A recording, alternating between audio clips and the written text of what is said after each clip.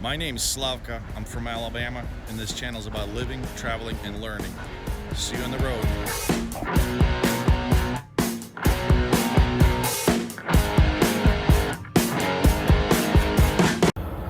Well, guys, another beautiful day in Garden City, Kansas. We're getting ready to leave. Giving a quick look-see over for my pre-trip. Today, we're gonna go over Wyoming, then across Rocky Mountains. Gonna make sure everything's in tip-top shape, good to go.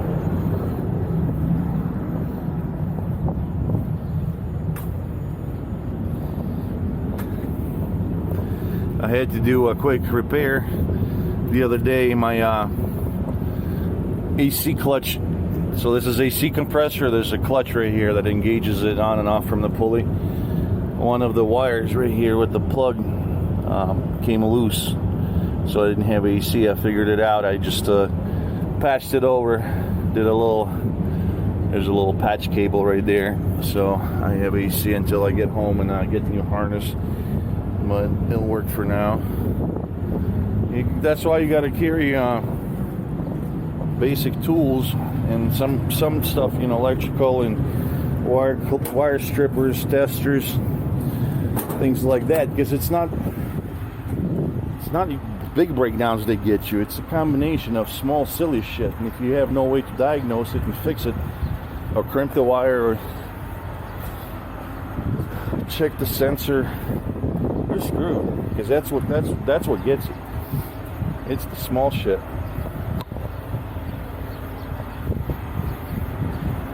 Alright, checking for, make sure seal's intact.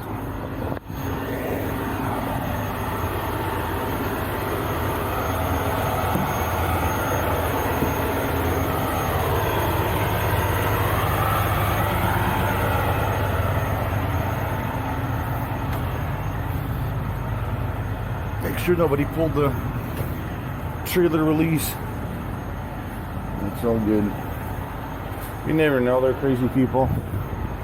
There's some truckers there.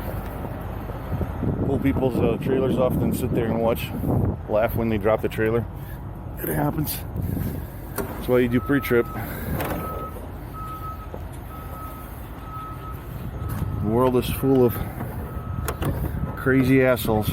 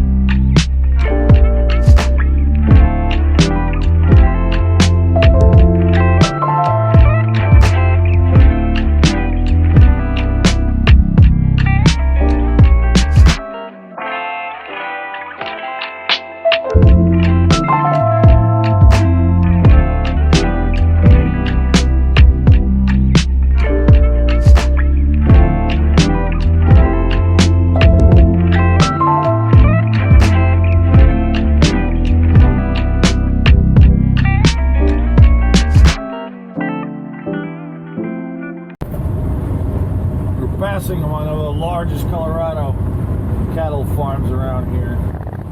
You can smell this thing if you're downwind, sometimes 5-6 miles away before you even see it. It is huge. All this grain hoppers, all the feed for the cattle. It just keeps going for miles. The animals, they're standing there year round. They're fed up, they get fat enough, then they hauled out to a slaughterhouse. We can see Rocky Mountains up ahead. is when it's gonna get fun. We're just south of Fort Collins, north of Denver. Probably, yeah, we're in Loveland actually, Loveland, Colorado.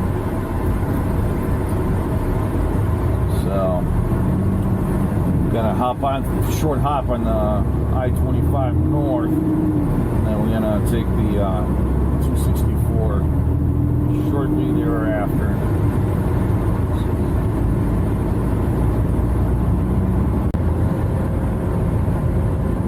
One thing sucks about summer is these camper jack wagons. Holy shit! You get behind some of them, and they can't maintain speed. The speed limit is 70. You'll go down all the way to 45. There's a couple passing lanes. You try to pass them, the jack wagon will race you. He won't let you pass. So you'll speed up to 70, 75, just not to let the truck around him. And then he'll, as soon as there's one lane and you behind him, he'll go down. We're going 30 miles below speed limit right now. There's absolutely no reason for that. Some of these camper drivers, they're absolutely atrocious. I don't know if it's lack of skill or courtesy, or they just want to be in front of everyone and they don't want to go fast. I don't know. That camper's been holding up traffic for the last 45 minutes. It's insane. I tried to pass them a couple times. They just speed up. They won't let the truck go around them.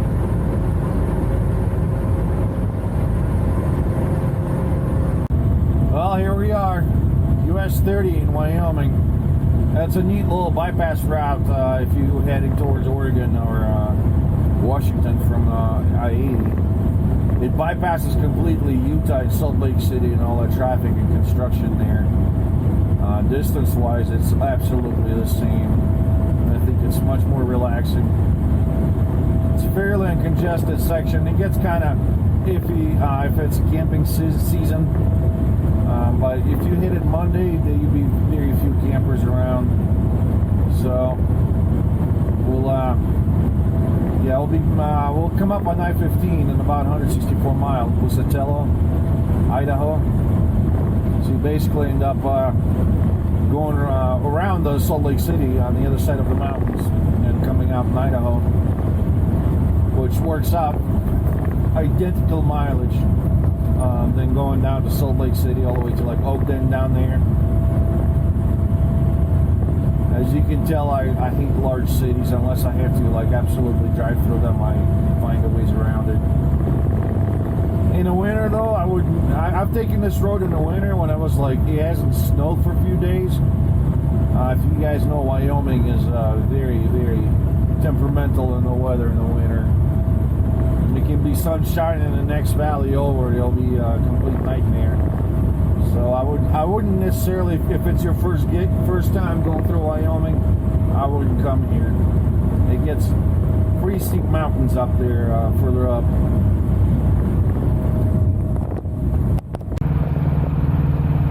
Well, made it in Oregon. That's that brand new TA they just finished last year. I like it here. Everything's brand new, clean. Very convenient. It's right at the first exit where the port of entry scale.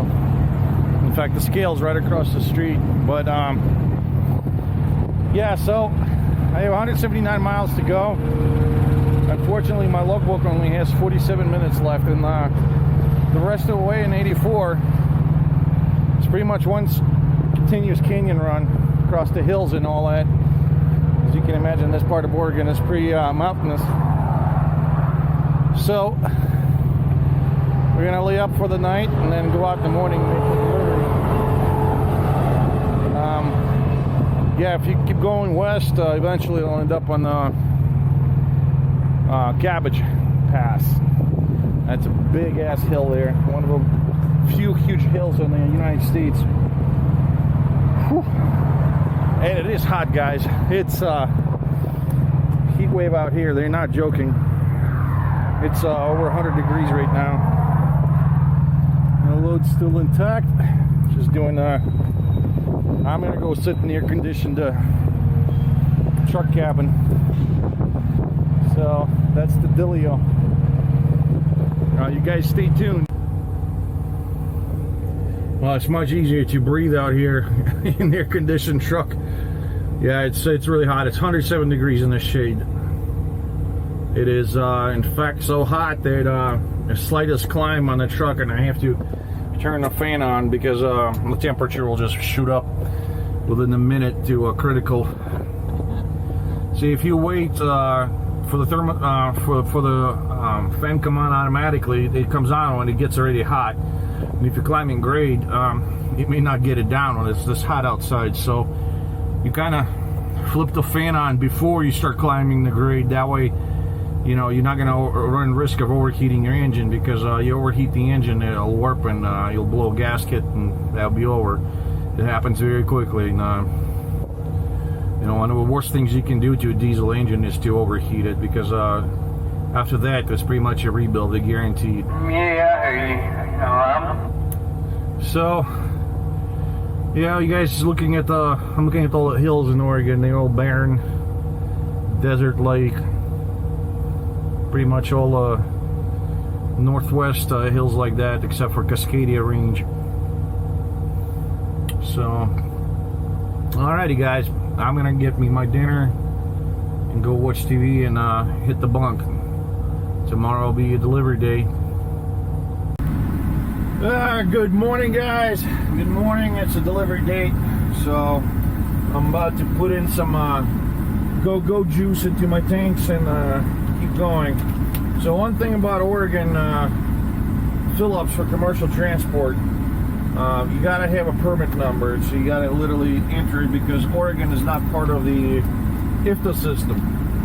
So you gotta buy a special permit, and then you use that permit number when you fill up, and then later you report the fuel mileage.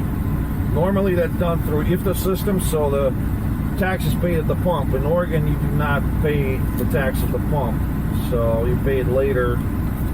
Yeah, beer. That's kind of what it looks like. So I'm just looking at my number because I don't remember it.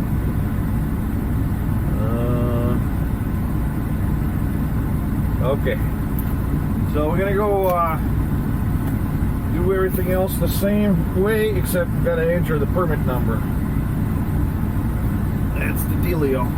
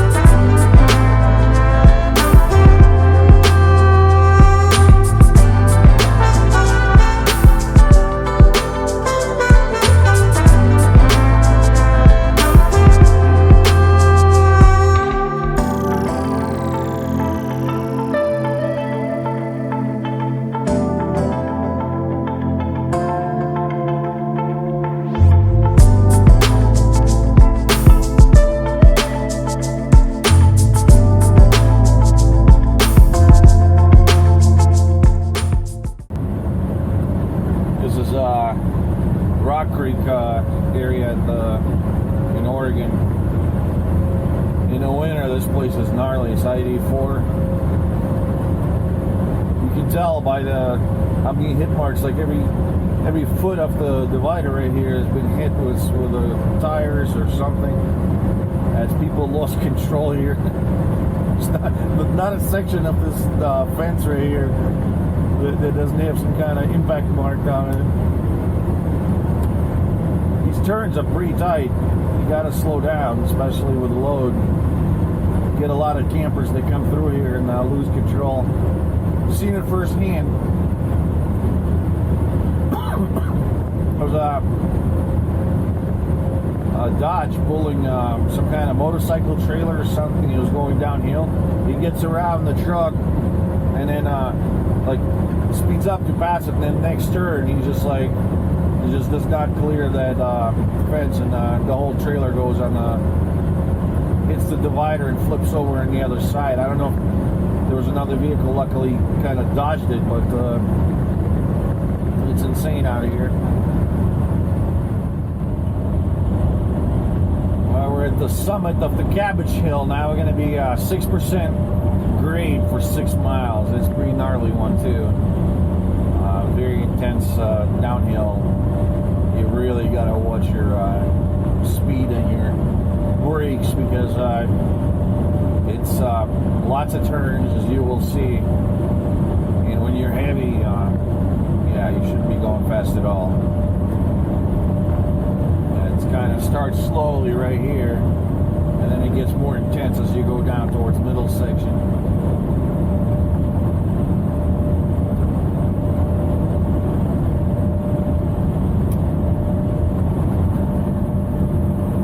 You start selecting the proper gear using shakes, and we're gonna hopefully balance out. The problem is, encounter trucks that are going different speeds. Some are barely crawling, and then you're trying to pass, but you can't because there's four-wheelers in the left lane, and then you end up using the service brake and overheating, and it's a difficult one, especially in the heavy traffic. Then you have rookies that they pass everyone at the top, and then they're smoking brakes towards the middle and freaking out. Pretty much whatever speed you set to the top, that's going to be it. It's going to have to be good enough. Yeah, like this RV's coming up. He's going to go around, and he's going to be shitting brakes. That's a given right there. Here it comes.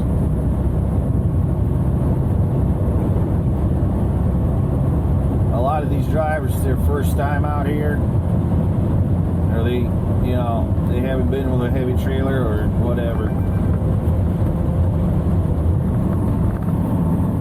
There's the start right here. You do not fuck around with this hill. There goes the RV. He's gonna smoke his brakes. There's 6 miles of this shit.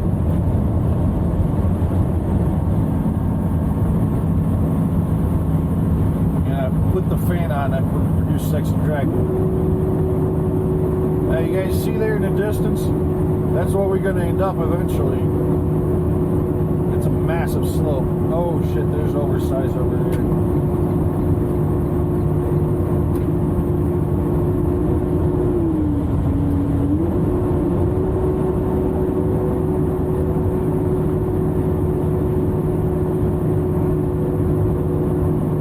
That's what I'm talking about. This guy's super heavy, so they got to go slow. Luckily, right now, there's not a lot of four-wheeler traffic. Sometimes it's just wall to wall. There, we found 9th gear works for us on this hill right now. So, all I'm doing, I'm just flipping between jig stages, 2 and 3, 2 and 3. If I'm losing too much speed, I put it on stage 2.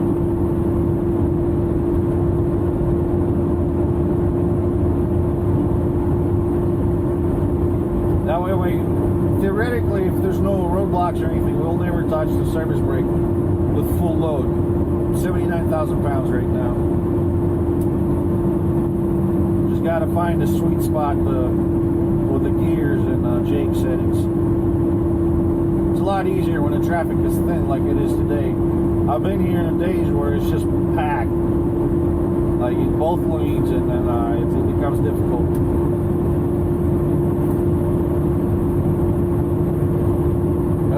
crazy altitude here. We're down to, that's Columbia River Basin there.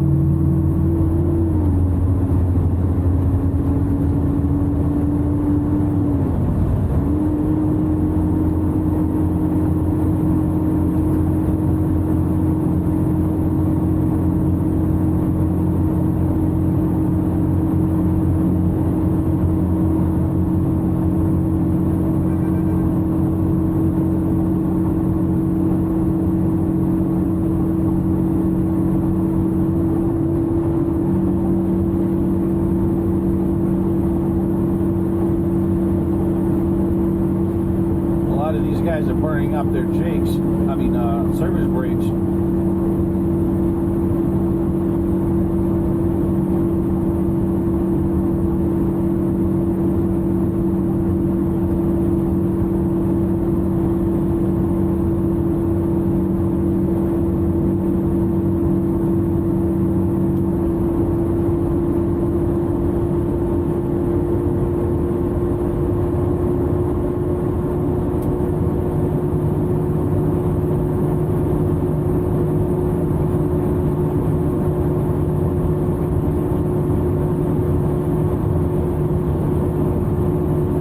Thing I love about Detroit diesel, the jake is very strong. I mean, look at these guys, they're creeping. It's because they got to be much lower gear to hold that much weight. I'm full weight and I'm just going 55 miles per hour, which is safe speed around here in these corners. Not a problem. In fact, I have to let go of jakes. I have to switch to stage 2 instead of 3, slowing down too much. The trick is to turn the fan on. That puts a lot of drag on the engine, and it's great.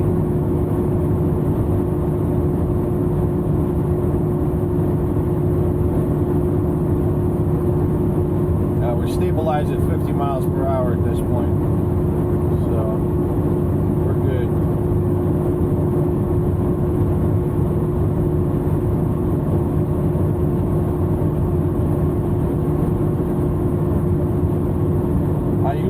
Service brake only once, just back there when the truck slowed me down. But if you do it right, you'll never have to touch service brake, ever. You'll just glide your way down safely. You get Detroit diesel for the win. The jakes are absolutely phenomenal. I wouldn't buy any other truck that doesn't have DD15 in it. For the mountains and rock, like the terrains where there's a lot of climbs, it's invaluable. I can't even imagine having shitty jake brakes. That'll be catastrophic. Hills like this, you'll just burn up, or you'll be creeping 5 miles per hour.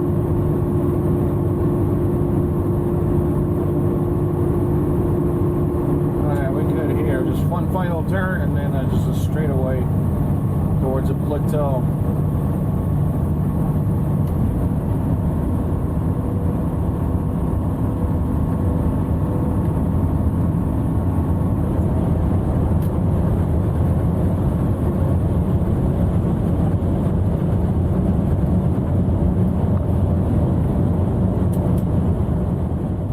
Okay, so we're at the final now.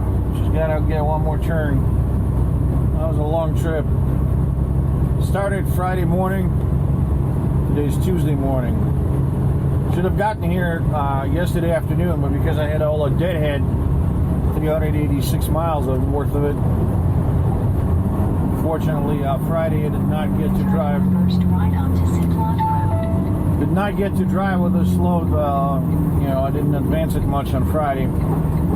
the way most of these brokers and schedule loads, they assume the truck starts with just clean hours of service, which is not the case most of the time. You know, when I come in to do a pickup, I may have already spent half a day getting there, or I just unloaded with another load and I'm picking it up. So when it's scheduled, they assume I'm going to drive 11 hours or 600 some miles for that day. That's rarely the case. I wish they left a little bit of wiggle room there. You know, a lot of times, especially on the longer loads, you don't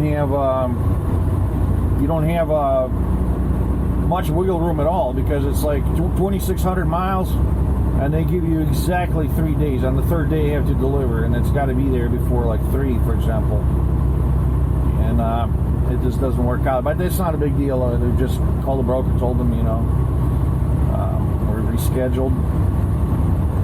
So now I gotta check in with these guys. Your destination.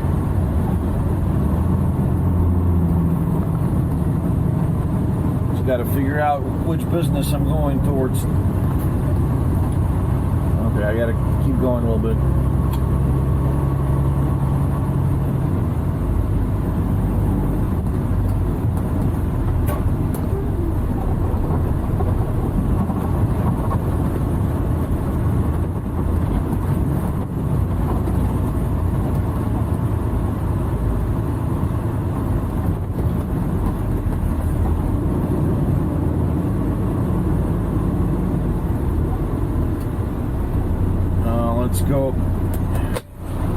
Let's go see what's going on at the scale. I don't know if I gotta check in here or what.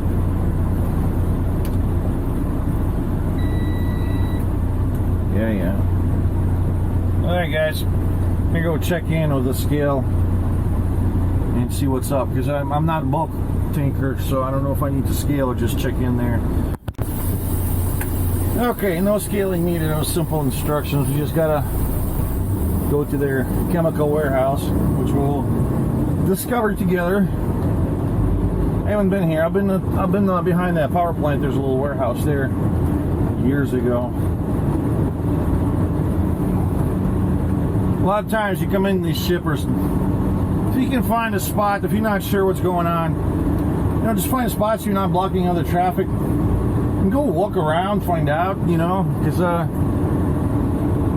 getting your truck onto private property, a lot of times, you can get in and then you can't back out.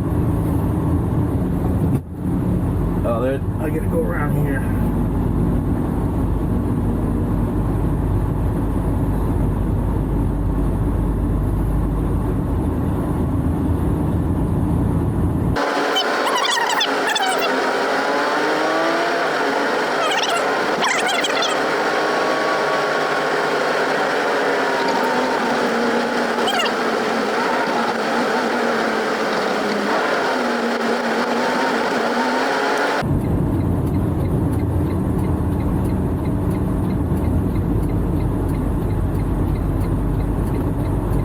Number 3.